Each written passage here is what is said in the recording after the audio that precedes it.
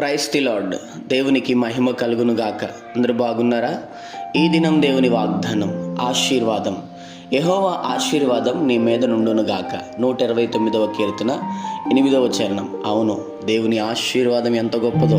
ఆయన ఆశీర్వదించేదే ఎవరు ఆశీర్వాదాన్ని ఆపలేరు. ఈరోజు ప్రభు ఆశీర్వాదం నీ మీద, నీ బిడ్డల మీద నా ప్రభు మెండుగా కుమ్మరించబోతున్నాడు. భౌతికమైనది కాదు, ఆత్మ సంబంధమైన ఆశీర్వాదం ఈరోజు నా ప్రభు నీకు అనుగ్రహించి నీ కుటుంబంలో నువ్వు మునిపెన్నడూ చూడని ఆశీర్వాదం ఈ నెలలో ఈరోజు నా ప్రభు నీ కుటుంబంలో నీకు దయచేయునుగాక. గొప్ప ఆశీర్వాదముతో నువ్వు నింపబడుదువుగాక. ప్రార్థన. ప్రేమ కనికరంగల మా తండ్రి, నీకు వందనాలు.